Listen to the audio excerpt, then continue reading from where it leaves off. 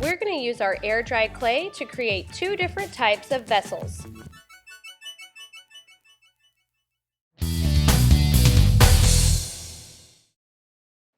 We're first going to begin with our pinch pot.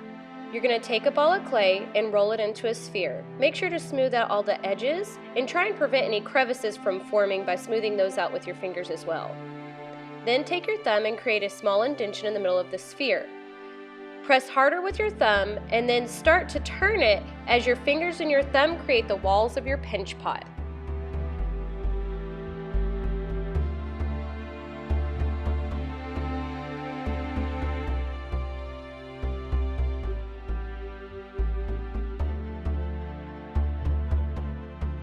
For the first pinch pot, we're going to turn it into a little Baby Groot.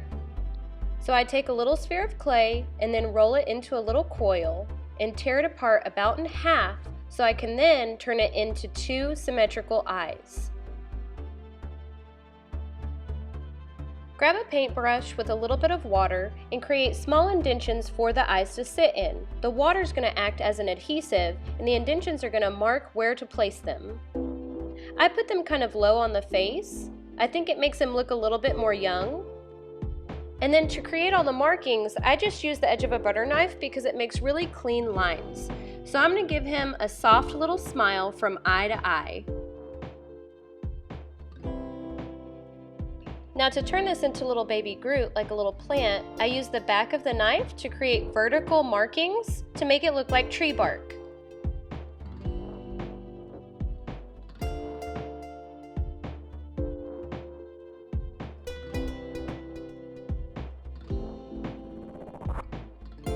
I also am going to use this knife to cut little triangles out to give him that rough texture at the top of his head.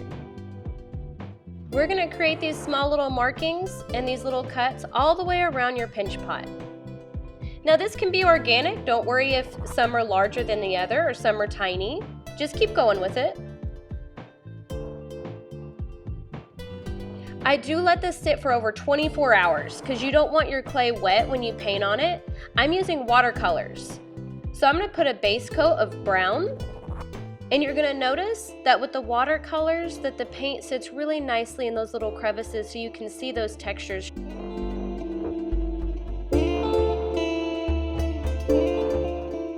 It's also okay if you have different shades and different tints of the brown. That's also going to help with the organic look of this.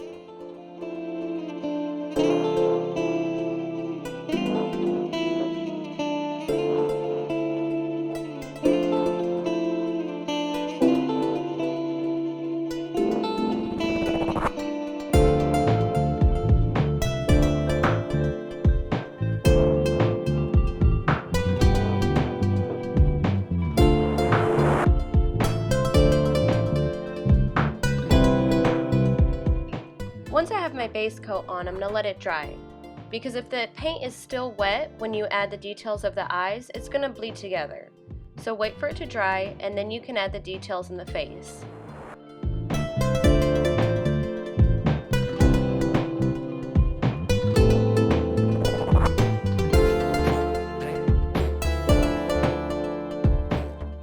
Next, we're going to make a little dog pinch pot. I take a pinch of clay, roll it into a cylinder,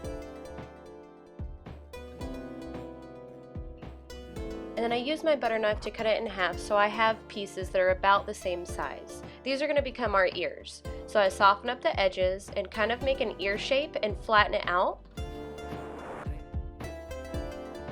And we're going to do the same thing to the other piece.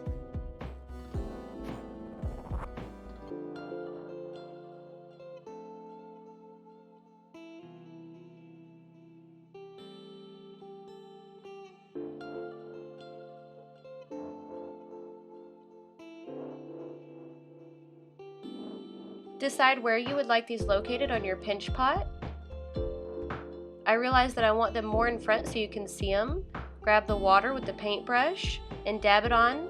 Now the top of the ear, I'm going to fold over the edge of the lip of the pinch pot just to make it look a little bit more realistic, like he has his little ears flopping over the side.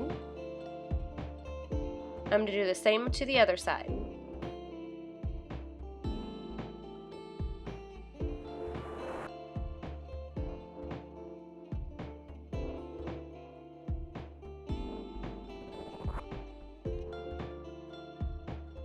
Now, similar to the Baby Groot pot, I'm going to pinch off a little smaller piece of clay and I'm going to cut out the eyes and make them into little spheres, but I'm also going to do a little triangle for his nose.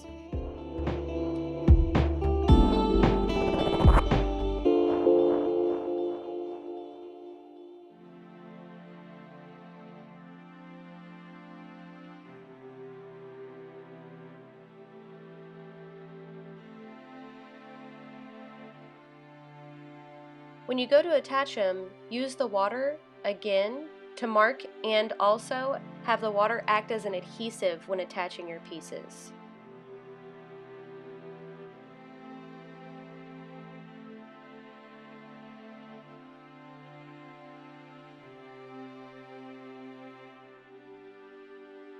Here's our tiny baby triangle for his nose. I'm going to attach it with the water. Find where it's going to be placed and press it right into the spot.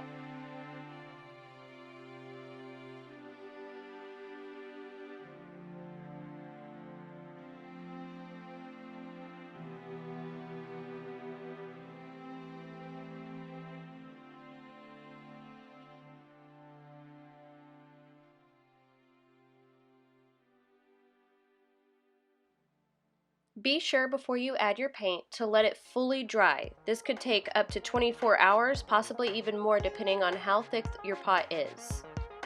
I'm going to keep this little puppy simple.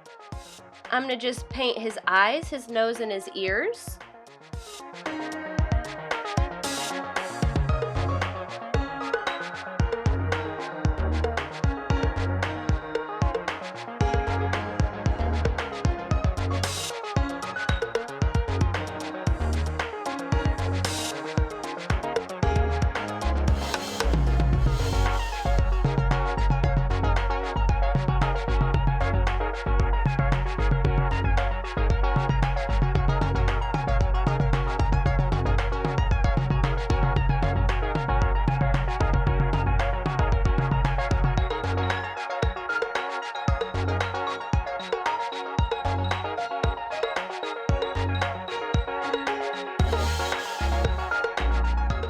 And here are two little pinch pots.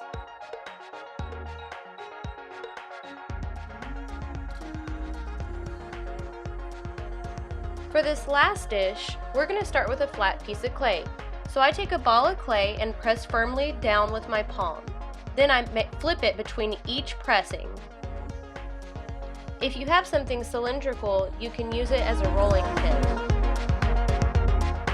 I'm going to use this water bottle. Roll, pick it up, flip it over, and roll again. You're going to continue this process until it's the desired thickness that you need. Now I'm going to make a monstera leaf, and I've noticed that the butter knife is the best tool to cut through this clay. And for my monstera leaf, I'm going to make a heart shape.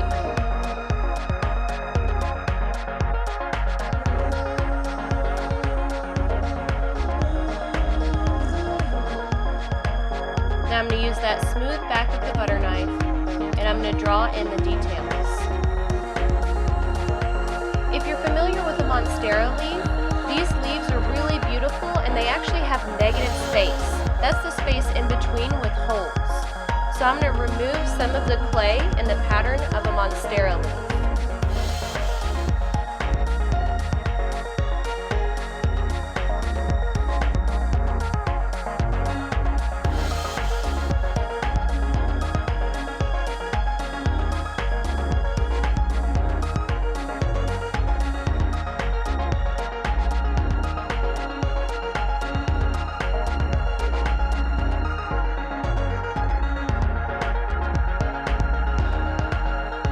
Turn this into a dish, I'm going to pick up my piece of clay and place it inside of another bowl that has a curved lip on the outside.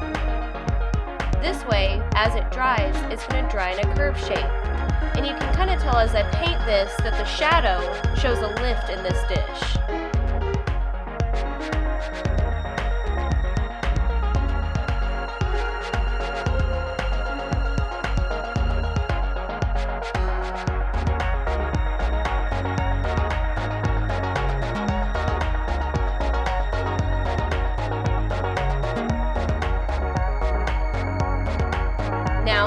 have a ring dish.